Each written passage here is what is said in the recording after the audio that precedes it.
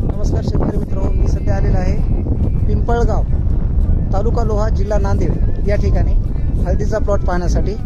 तर आपण शेतकऱ्यांना विचारू आपल्या औषधाचे काय परिणाम आहेत ते.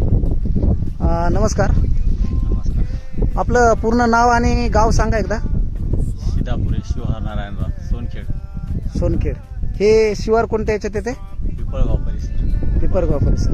तर या हळदीला पाहू शकता आपण 1.5 महिना झालेला आहे. ह्या हळदीला आपले 2 डोस गेलेले आहेत.